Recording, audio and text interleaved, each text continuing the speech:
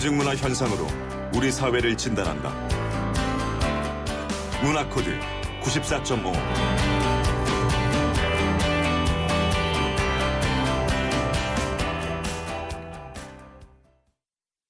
네, 매주 화요일에는 뉴스 안에 담긴 다양한 대중문화의 코드를 읽어봅니다. 문화코드 94.5 정덕현 문화평론가와 함께합니다. 오늘도 나와주셨네요. 안녕하세요. 안녕하세요. 자, 요즘에 개그 네. 프로그램 자주 보세요? 아들이 아주 광팬입니다. 개그 프로그램. 네. 그래서 거의 뭐 주말 되면 쉬지 않고 그 시간에 몰려 있어가지고 전부 그렇죠. 그걸 이렇게 돌아서 보는데요. 한 1년 전만 해도 개그 콘서트를 거의 봤었는데 네. 요즘은 뭐 코미디 빅리그라든가 우차싸 이것도 챙겨보는 편입니다.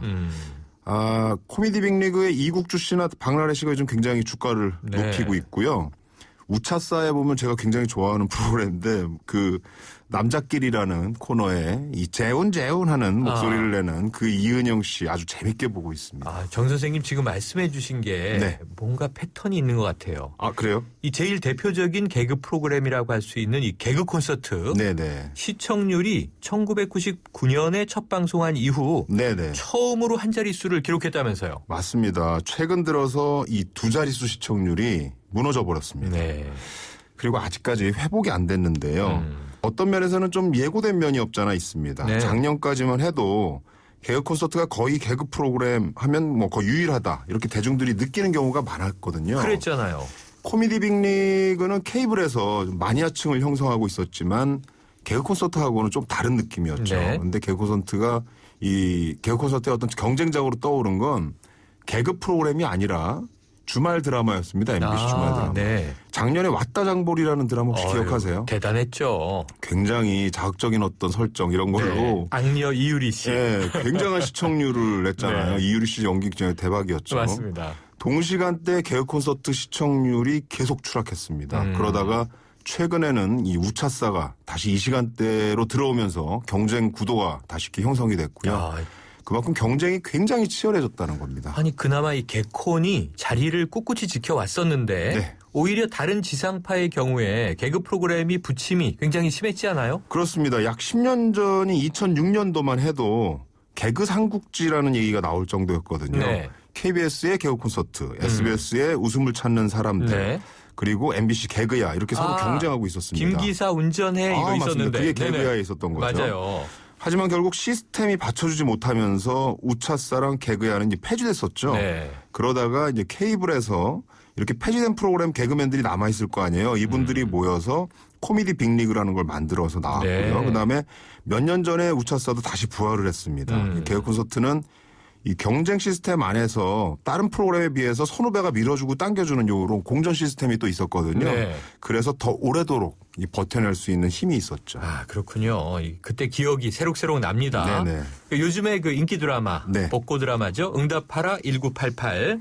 이거 보면 네. 예전에 그 개그 코미디 프로그램 인기가 상당했다는 그 대목들이 들어있어요. 반갑구만 뭐 이거 있잖아요. 맞습니다. 유행어들 예, 맞아요. 그 시대를 기억하게 하는데 네. 어땠었죠 그때? 굉장히 어마어마했죠. 당시만 네. 해도. 그때는 예능이라는 개념보다는 코미디라는 개념이 더 많았다고 볼 수 맞습니다. 있는데요. 특히 꽁트 코미디가 대세를 이뤘는데 네. 83년부터 92년까지 방영됐던 유머 1번지. 아유, 저 예, 광팬이었습니다. 87년부터 91년까지 방영됐던 쇼 비디오 자키. 네. 이 대표적인 꽁트 코미디 본산이라고 할 수 있습니다. 여기서 그 유명하신 그 심영래 씨라든가 맹구 캐릭터도 네. 나왔고 정치 풍자 코미디 대북격인 그 고 김영곤 씨도 완전히 그랬죠. 맹활약을 했었죠. 네. 임하룡, 최양락, 양종철, 오재미, 김학래, 장두석 뭐 기라성 같은 코미디언들이 굉장히 많이 나왔었습니다. 다 기억나네요. 69년도에 시작해서 89년까지 방영됐던 웃으면 보기 와요. 이게 종영이 89년도에 됐다가 중간에 이제 잠깐 텀 있다 나중에 또 잠깐 나오긴 했었는데 네. 사실 굉장히 이게 상징적인 사건이라고 좀 봐요. 그래서 네. 꽁트 코미디 트렌드가 좀 지나가고 있다라는 걸 보여줬는데요. 88년도에 일요일 밤에라는 이런 새로운 형태의 프로그램이 나왔죠. 이거는 네. 꽁트 코미디에서 버라이어티 쇼로 이때 이제 주병진 씨, 이경규 씨 이렇게 막 나오면서 화제가 됐었는데 이런 변화를 상징하는 프로그램이 일요일 밤입니다. 네. 그러다가 99년에 개그 콘서트가 공개 코미디라는 형식으로 다시 코미디를 부활시켰던 거죠. 야, 이게 세대별 특징이 다 있었네요. 그럼요. 지금 말씀하시니까 뭐 예. 오수연 보기 와요, 구봉서 선생님, 맞아요. 서영춘, 뭐 이기동 생각나는데 전설들이죠. 자, 요즘 말이죠. 이 웃을 일이 많이 없는 시대다. 이런 말들을 많이 합니다. 네. 그 웃음을 줘야 하는 이 개그 프로그램들이 시청자들의 외면을 받는 이유는 어떤 거예요?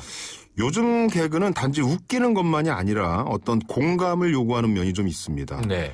과거에는 이 슬랩스틱류, 넘어지고 맞고 때리고 아하. 하는 걸로 충분히 웃음을 줄 수가 있었는데요. 네. 요즘은 그 개그가 시청자들과 어떤 의미 있는 어떤 연결고리 이런 것들이 있어야 좀 쳐다보게 된다는 거죠. 네. 그래서 아주 사소한 걸 다루더라도 현실적인 공감대를 깔지 않으면 잘 보지 않게 됐던 겁니다. 그 요즘 개그 프로그램들이 시청자들 외면을 받게 됐다는 거는 그건 전적으로 웃음이 현실을 어떤 식으로든 반영한다거나 하는 노력을 좀 게을리한 탓이 아닌가 저는 그렇게 생각하는데요. 네. 그저 유행어만 좀 반복한다거나 말초적인 웃음 이런 걸로는 좀 쉽게 식상해진다는 거죠. 아, 이게 참 우스갯소리로 하는 말이지만 네. 현실이 개그 프로그램보다 더 개그 같다. 네. 혹은 코미디 같다. 이런 네. 이야기도 많이 우리가 나누게 되는데요. 네네. 그리고 보면 이 날카로운 시사풍자 코미디를 본 지가 참 오래된 것 같다는 생각이 들어요. 그렇죠. 너무 웃긴 정치판 때문에 개그맨들이 개그하기 더 어렵다 이런 농담 아닌 농담도 들리곤 하는데요. 맞습니다. 물론 지금도 시사풍자가 없는 건 아닙니다. 이 개콘 보면 이 민상토론 같은 코너는 네, 시사풍자 맞아요. 요소가 이제 들어가 있죠. 하지만 이 직설적인 얘기보다는 좀 이렇게 애둘러서 표현하는 과거하고는 많이 달라졌다고 볼 수 있습니다.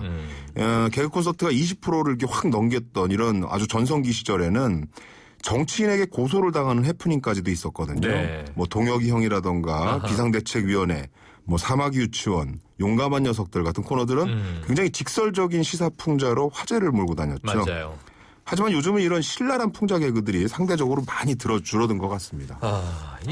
그리고 또 이 개그 프로그램의 인기 척도 하면 유행어 아니겠습니까? 그렇죠. 요즘에는 유행어를 찾아보기가 좀 어렵죠? 유행어가 아주 없는 건 아닙니다. 네. 아까 말씀드렸던 우차사의 그 남자끼리라는 코너에 나오는 뭐 재훈 같은 유행어라든가 이 코미디 빅리그에서 이국주 씨가 만들었던 뭐 호로록 같은 네, 맞아요. 유행어들이 있긴 했었죠. 하지만 예전에 유머일버즈 같은 그런 꽁트 코미디 시절에서 나왔던 유행어는 거의 전 국민이 다 따라했거든요. 맞아요. 그런데 이제 이런 게 잘 나오지 않는 것 같습니다.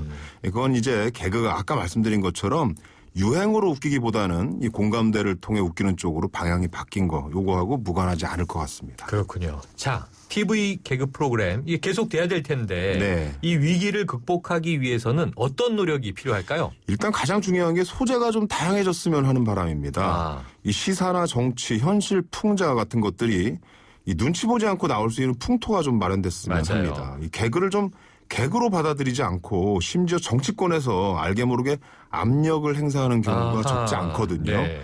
또 비슷한 코너를 너무 오래 반복하는 프로그램 내적인 어떤 매너리즘 요것도 극복해야 될 문제라고 생각합니다. 이 개콘이 위기를 맞은 건 물론 외부적인 이유도 있지만 내적인 이유가 더 크거든요. 이 독주하다 보니까 이 매너리즘을 갖게 됐다고 보입니다. 네. 오히려 지금처럼 여러 개그 프로그램들이 새롭게 경쟁 체제를 유지하는 편이 훨씬 전체 개그의 아주 발전을 위해서는 굉장히 좋다 이렇게 여겨집니다. 네. 모쪼록 이 답답한 현실에 서민들이 잠시나마 숨통을 틀 수 있는 공간이잖아요, 이게. 그렇죠. 그런 개그들이 굉장히 많아지길 기원하겠습니다. 네, 웃음다운 웃음이 많은 사회가 좋은 사회겠죠. 오늘 말씀 감사합니다. 감사합니다. 문화코드 94.5 정덕현 문화평론가와 함께했습니다.